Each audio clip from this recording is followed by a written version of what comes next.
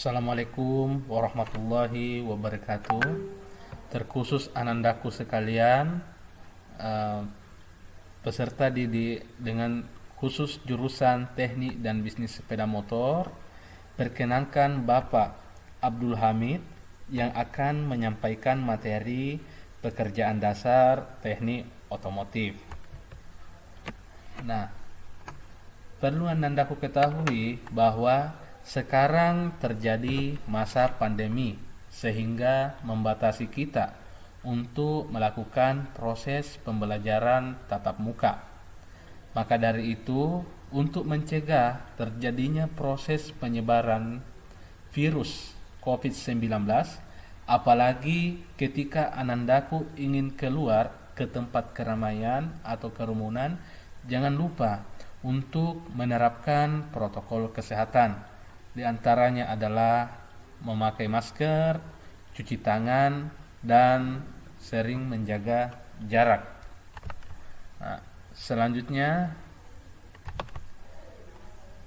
pada materi kali ini yang kita akan pelajari adalah klasifikasi jenis-jenis hand tools. Nah, untuk klasifikasi jenis-jenis hand tools itu sendiri terdiri atas dua materi. Yang pertama adalah peralatan bengkel otomotif, yang kedua peralatan kerja bangku bengkel otomotif. Tujuan pembelajaran, anandaku sekalian mampu atau dapat mengklasifikasikan jenis-jenis hand tools. Dan yang kedua adalah anandaku sekalian dapat menggunakan macam-macam hand tools. Selanjutnya adalah apersepsi. Perlu anandaku ketahui bahwa ketika kita ingin memasuki sebuah ruangan, nah tentunya apalagi tersimpan barang-barang yang penting, tentunya pasti akan digembok ya. Nah, untuk membuka gembok tersebut, tentunya kita harus mempunyai kuncinya untuk dapat terbuka, sehingga kita dapat mengambil barang apa yang kita simpan. Nah, selanjutnya begitupun dengan yang ada di HP. Nah, di HP apabila kita ingin membuka sebuah menu, apalagi agar tidak sembarang orang membukanya, nah tentunya kita biasanya memberikan pola ya atau kata sandi. Nah, untuk dapat membuka menunya tersebut, tentunya kita akan membuka kunci atau sandi yang ada pada HP tersebut, sehingga kita dapat membuka menu yang terdapat pada HP. Nah, begitupun di peralatan bengkel otomotif. Salah satunya apabila kita ingin membuka baut atau baut dari rangka, baut dari mesin, tentunya ada berbagai peralatan yang perlu kita gunakan. Nah, termasuk kunci-kunci atau hand tools. Nah, apa yang dimaksud dengan hand tools? Hand dalam bahasa Inggris dan di Indonesia kan itu artinya tangan, dan tools artinya peralatan. Jadi secara harfiah hand tools ini adalah peralatan tangan yang pada dasarnya adalah menggunakan sumber tenaga dari manusia. Dapat dilihat, hand tools adalah peralatan tangan yang diperlukan dalam melakukan pekerjaan otomotif. Juga penggunaan hand tools dilakukan dengan hanya menggunakan tenaga manusia. Jadi segala bentuk apapun pekerjaan, ketika ingin membuka mor atau baut di sebuah rangka sepeda motor ataupun mesin dengan dasar menggunakan tenaga manusia langsung, nah itu merupakan peralatan hand tools. Nah, berbeda ketika kita ingin membuka baut menggunakan impact atau kita ingin menggerinda atau memotong sebuah besi atau mengelas, nah itu bukan termasuk hand tools karena dia menggunakan sumber tenaga dari mesin, dan dapat diartikan bila benda seperti itu adalah power tools. Nah, itu ya bedanya hand tools dengan power tools. Selanjutnya, yang termasuk pertama tentang hand tools, yaitu jenis-jenis hand tools. Yang pertama adalah kunci-kunci atau spanner. Nah, apakah yang dimaksud dengan kunci-kunci? Kunci-kunci itu terdiri atas beberapa bagian. Yang pertama adalah kunci pas. Kunci pas digunakan untuk melepas baut dengan cepat. Kunci pas cocok digunakan untuk mengencangkan atau mengendorkan baut yang sudah kendor. Nah, ingat ya, kunci pas ini digunakan di saat baut tersebut sudah kendor. Nah, jangan digunakan di saat baut dalam keadaan keras. Karena kenapa? Titik pegangnya ini terhadap sebuah baut hanya dua dan bisa menyebabkan kepala baut itu cepat dol atau mata kunci ini cepat dol. Jadi hanya digunakan untuk mempercepat pembukaan mur dan baut. Dan untuk penggunaan untuk jenis hand tools ini atau kunci pas ini memiliki sudut 15 derajat dari kepala gagangnya ini menuju ke tangkainya, dan ini memiliki berbagai macam nomor sesuai spesifikasi yang ada pada mur atau baut dan nomor yang ada pada kunci pas. Selanjutnya, berikut cara penggunaan kunci pas yang benar.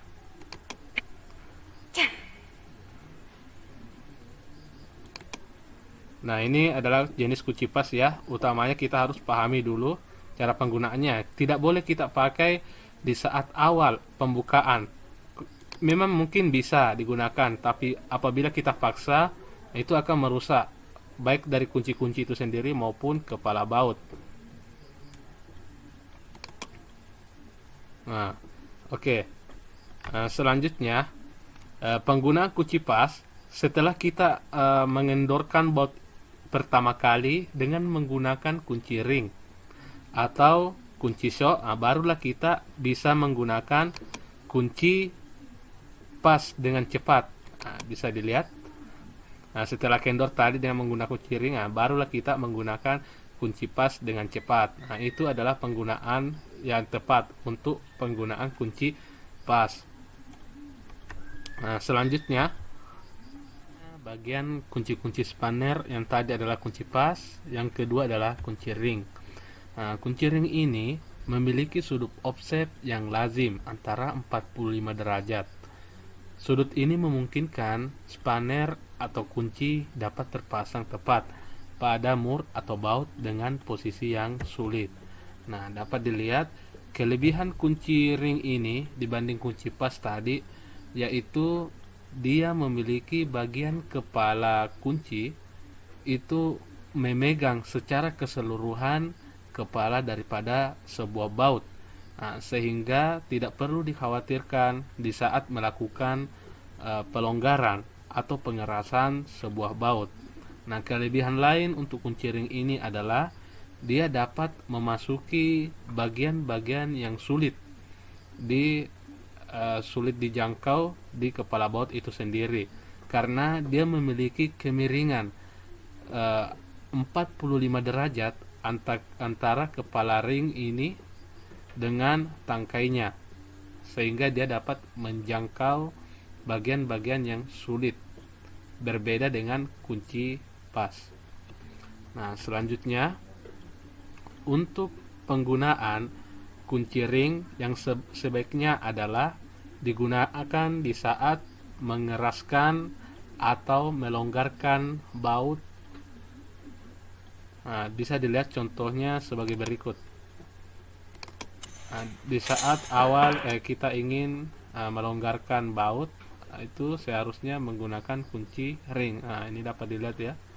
Ini adalah salah satu contoh penggunaan ring yang tepat. Selanjutnya, bagian-bagian kunci pas, kunci-kunci atau spanner yang ketiga yaitu adalah kunci pas ring atau combination spanner. Bagian ring pada kunci dapat digunakan untuk mengendorkan atau mengenjangkan baut atau mur, sedangkan bagian pasnya untuk melepaskan dengan cepat. Bisa dilihat ya, untuk bagian ringnya ini dapat digunakan untuk awal melonggarkan dan untuk tahap akhir mengeraskan sebuah kepala baut. Sedangkan bagian pasnya ini dapat digunakan untuk mengendorkan baut yang sudah kendor dengan cepat, dan langkah awal untuk mengeraskan sebuah kepala baut sebelum menggunakan kunci bagian ringnya. Untuk penggunaannya tadi hampir mirip ya, hanya saja kebetulan di lab belum tersedia kunci ring pas, namun dapat dipahami untuk penggunaan ringnya tadi tidak jauh beda penggunaan kunci ring secara keseluruhan dengan kunci pas secara keseluruhan.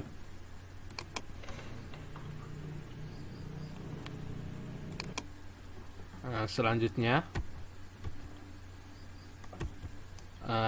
jenis kunci nipel atau Fullerene nut spanner. Kunci nipel digunakan untuk mengencangkan atau melepaskan baut pada sambungan-sambungan pipa rem atau injektor lain. Nah, ini lebih baik digunakan daripada kunci pas, karena sudut pegang atau titik pegang dari kunci ini dapat hampir memegang secara keseluruhan bagian-bagian baut yang memiliki pipa seperti ini.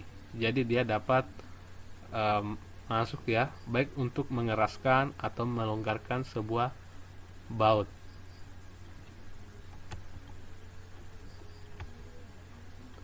Yang selanjutnya adalah kunci sok segi 6 ganda. Kunci sok segi 6 dapat digunakan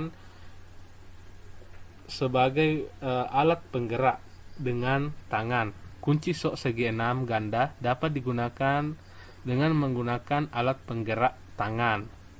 Kunci sok segi 6 ganda dapat digunakan pada mur atau baut dengan posisi yang berbeda-beda. Nah, ini dia ya. Ini kepala soknya itu ada 6 sisi. 1, 2, 3, 4, 5, 6. Makanya dinamakan kunci soket segi 6. Kemudian kunci sok ini dapat disambungkan pada ratchet atau apa namanya, kunci batang universal. Nah, ini dapat disambungkan ya. Nah, selanjutnya untuk penggunaan kunci soket segi 6 dapat disambungkan dengan kunci ratchet.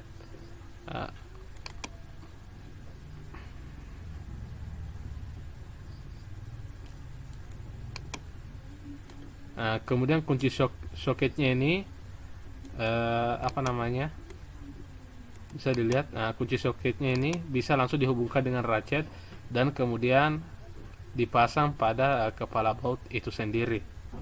Bisa dilihat ya, ketika ingin melonggarkan, soketnya kunci soketnya tadi dihubungkan dan kemudian memutarnya dengan menggunakan kunci ratchet. Oke, selanjutnya kunci busi. Kunci busi digunakan untuk membuka dan memasang busi pada dudukannya.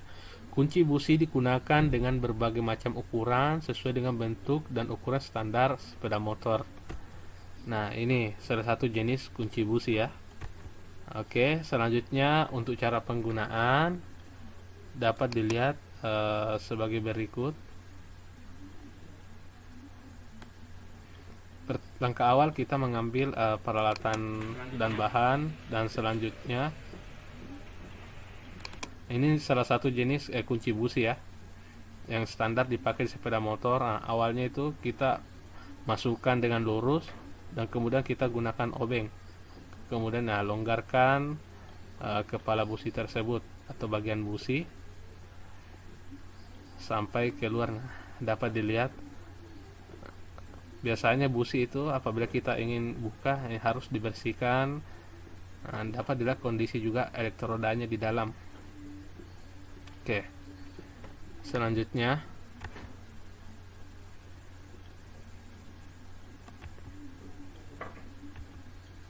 Kunci Allen.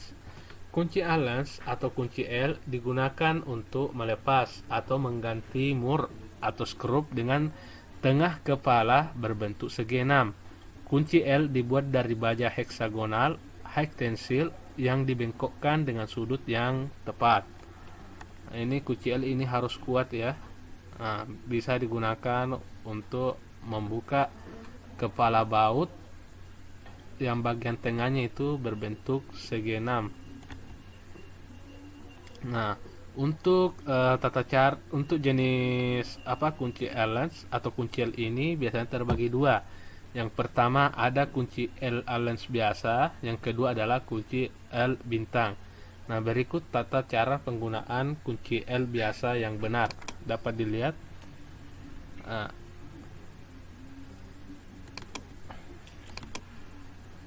itu. Pada saat kita mengeraskan baut, kita harus memutarnya dengan baik dan usahakan dua tangan kita berfungsi supaya tidak lepas di saat kita melakukan pengerasan. Oke, seperti itu. Kemudian selanjutnya untuk kunci L bintang itu digunakan untuk bagian kepala mur atau baut yang bagian tengahnya itu berbentuk seperti bintang. Dapat dilihat ketika kita melakukan pengerasan ya, harus dilakukan dengan posisi seperti itu. Yang satu sisi tangan kita menahan supaya ini tidak keluar ya dari dudukannya, sehingga tidak mengakibatkan kecelakaan kerja maupun kerusakan dari kepala baut atau kunci L itu sendiri atau kunci Allen itu sendiri. Nah, selanjutnya ini adalah kunci shock bintang star socket. Bentuk kunci shock bintang seperti kunci shock segi enam ganda, tetapi kepala bautnya berbeda. Penggunaan dan kelengkapan lainnya sama dengan kunci shock biasa. Nah, dapat dilihat yang tadi itu dia lurus ya, lurus untuk bagian kunci shock segi enam. Sedangkan ini dia agak sedikit melengkung dan berbentuk hampir mirip bintang. Makanya dikatakan kunci shock bintang. Dan cara penggunaannya tadi hampir mirip ya. Sisa dipasangkan di batang universal atau bisa dipasang di kunci ratchet untuk membuka atau memasang baut. Nah, kemudian selanjutnya adalah bagian-bagian dari kunci spanner. Yang terakhir adalah kunci Inggris. Nah, kunci Inggris digunakan ketika tidak ada kunci jenis lainnya yang cocok digunakan untuk memasang dan melepaskan mur atau baut. Kunci Inggris ini dapat digunakan berbagai ukuran, tetapi tidak dapat mencengkram mur atau baut seperti kunci standarnya. Nah, ini dapat dilihat ya. Ini ada bagian penguncinya yang dapat digunakan untuk memperbesar rahangnya ini atau mengecilkan rahang. Nah, ketika tidak ada kunci pas lain digunakan. Jadi artinya kunci Inggris ini digunakan di saat kondisi mendesak ya. Nah, selanjutnya untuk penggunaan kunci Inggris yang benar dapat dilihat pada video berikut. Nah, ini gagangnya ada 3. Nah, kemudian pemegangnya ada 3. Cara seperti ini salah untuk digunakan. Nah, ketika kita simpan untuk mencocokkan ini kepala gagang kunci Inggris dengan penguncinya dilepas seperti itu kemudian dipasang lagi untuk mencocokkan, itu sebenarnya salah. Maka untuk yang benarnya kita harus memasang kunci Inggris itu sendiri pada kepala bautnya, kemudian kita longgarkan atau keraskan baut tersebut. Nah, ini baru benar. Nah, baik pada saat melonggarkan atau mengeraskan baut ya, harus di setel di tempat dudukan dari baut itu sendiri. Tidak boleh dites di saat di luar ya, di luar daripada baut tersebut. Nah, selanjutnya ratchet. Yang tadi itu yang pertama itu jenis kunci-kunci atau kunci atau spanner, yang kedua adalah ratchet. Nah, ratchet termasuk kelengkapan kunci soket yang digunakan untuk memasang atau melepaskan baut tanpa melepaskan kunci sok dari kepala baut atau mur. Pelepasan atau pemasangan baut digunakan dengan cara menarik atau mendorong ratchet. Arah putaran shock dapat diubah dengan memutar kunci pembalik. Nah, ini dapat dilihat. Ini ya, kunci pembalik yang dimaksud ketika kita ingin mengeraskan kunci shocknya ini, kita harus arahkan ke kanan. Nah, ketika untuk melonggarkan baut, kita arahkan ini kunci pembaliknya ke arah ke kiri. Nah, selanjutnya yaitu tata cara penggunaan kunci ratchet dengan benar.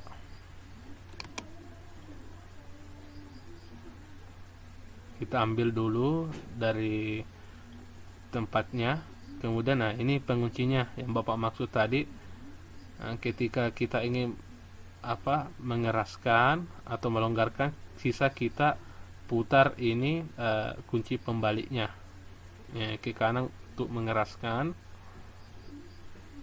Kemudian kita cari shock yang cocok dengan kepala baut itu sendiri, dan bagian tengah dari ratchet ini kita tekan agar lebih mempermudah kunci shocknya ini, kepala shocknya masuk ke dalam ratchet.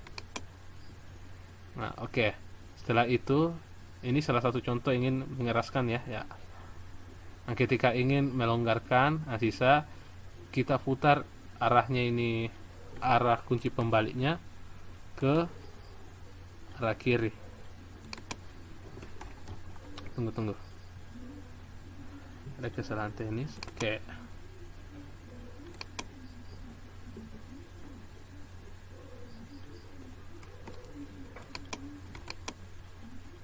Nah, ini ketika ingin melonggarkan ya, tanpa melepaskan kunci dari dudukan baut. Seperti itu cara penggunaannya. Oke, nah ketika ingin mengeraskan kembali seperti itu tanpa melepaskan kunci ratchet ini dari dudukan kepala baut itu sendiri. Ini praktisnya penggunaan ratchet. Nah, selanjutnya setelah dipakai harus disimpan dengan baik ke tempat semula supaya tidak berserakan dan terjadi kehilangan di saat penggunaan kunci-kunci. Nah, selanjutnya adalah jenis kunci batang geser. Nah, batang geser T dimanfaatkan untuk mengendorkan mur atau baut yang sangat kencang. Batang geser T menggunakan dua pegangan untuk memberikan tekanan pada arah yang berlawanan. Nah, ini ya. Nah, ini batang T geser untuk melonggarkan baut yang sangat keras. Nah, sisi satu ini bisa kita gunakan untuk di bagian tangan kirinya kita, dan sisi yang satunya dapat digunakan di bagian tangan kanan si pengguna. Nah, ini bagian tengahnya bisa digunakan disambungkan ke kunci shock. Nah, setelah itu ketika kita ingin melonggarkan baut, bagian kiri ini bisa kita dorong ke bawah, sedangkan bagian kanannya ini bisa kita tarik ke atas sehingga memberikan dua gaya sehingga dapat melonggarkan sebuah baut yang sangat keras. Nah, ya seperti itu. Nah, selanjutnya batang universal atau breaker bar. Nah, gagang batang universal dapat digunakan dengan cara disambung dengan berbagai penyambung. Ini ya maksudnya. Tujuannya adalah untuk mengendorkan baut-baut yang sangat kuat, misalnya baut kepala silinder. Nah, untuk contoh penggunaannya, ini tadi batang universal. Nah, ini dapat dilihat ya, panjangnya kurang lebih seperti ini. Nah, kemudian kita hubungkan dengan shock. Nah, so ini misalkan baut kepala silinder ini sangat keras, bisa kita longgarkan dengan menggunakan batang universal. Ya, seperti itu cara penggunaannya ya. Nah, untuk melonggarkan baut kepala silinder harus dilonggarkan dengan cara silang agar sisinya ini merata di saat pelonggaran maupun pemasangan sehingga tidak terjadi kebocoran. Seperti itu cara penggunaannya ya. Selanjutnya batang perpanjangan shock. Batang perpanjangan shock digunakan untuk menjangkau mur atau baut yang sulit dijangkau oleh kunci atau spanner dengan bantuan recet. Nah, ini batang perpanjangan shock. Ada beberapa jenis ya, ada sambungan pendek, sambungan atau perpanjangan menengah, dan sambungan panjang. Selanjutnya, ini adalah salah satu contoh penggunaan batang perpanjangan atau sambungan shock yang jenis sedang ya. Oke, dapat dilihat. Nah, ini misalkan kita mau buka baut sistem kemudi. Ketika kita tidak menggunakan penyambung, tentunya kita pasti akan kewalahan di saat ingin membukanya. Nah, karena dihalangi oleh berbagai alat yang ada di motor itu sendiri, makanya kita memerlukan penyambungan. Nah, untuk melonggarkan sisa posisi tangan kita seperti ini ya. Kemudian kita longgarkan. Seperti itu. Begitupun ketika kita ingin mengeraskan, ya, recet. Nah, selanjutnya sambungan shock universal. Sambungan shock universal digunakan untuk melepaskan atau memasang baut atau mur yang menyuduh atau tidak terjangkau saat menggunakan batang perpanjangan. Nah, untuk tata cara penggunaannya bisa dilihat pada video berikut. Ini untuk penggunaannya ya. Itu cara pemasangannya. Kita misalkan ingin melepas baut yang sulit dijangkau, sisa kita sambungkan dengan sambungan sedang, kemudian batang universal dan kunci shock. Setelah itu kita gunakan memasukkan kepada area baut yang sulit dijangkau. Setelah itu selanjutnya jenis peralatan bengkel otomotif ada obeng screwdriver. Obeng dimanfaatkan untuk membuka dan mengencangkan skrup. Penggunaan obeng sebaiknya memperhatikan posisi presisi antara mata obeng dan skrup agar kepala skrup tidak mudah rusak. Nah, ini ada jenis-jenis obeng ya, atau macam-macam obeng. Nah, biasanya ada yang memiliki batang kecil, itu yang berbentuk minus, biasanya digunakan untuk menyetel percampuran antara bahan bakar dan udara pada karburator atau obeng spuyer. Ada juga yang pendek, namanya itu obeng cebol, untuk digunakan pada area-area yang sempit. Nah, untuk yang besar digunakan untuk jenis skrup yang besar atau bolt cup, biasanya skrup cup sepeda motor dan menggunakan skrup dan lain-lain.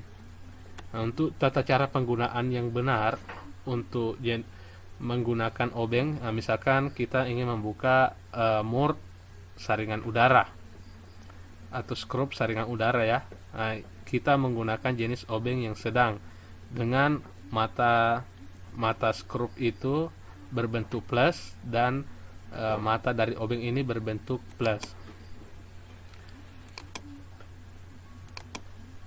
Usahakan berada pada posisi lurus ya pada saat melonggarkan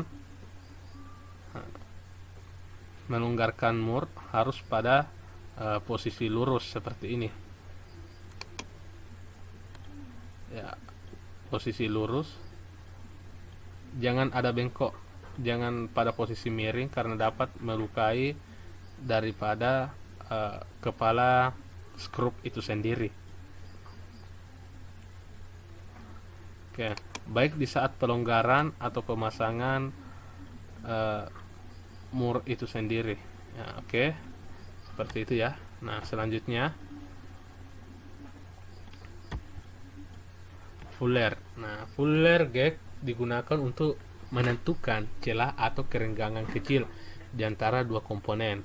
Contoh kegunaan fuller adalah mengukur celah klep dan celah busi, baik itu di sepeda motor maupun di kendaraan roda 4. Ini fuller. Nah, ini bagian-bagian ini memiliki nomor celah tipisnya masing-masing. Semakin tipis, maka semakin tipis pula angka yang ada pada fuller itu sendiri. Dan semakin besar, maka semakin tebal fuller itu, semakin keras dan semakin besar celah yang dapat digunakan untuk mengukur celah dua celah yang sempit.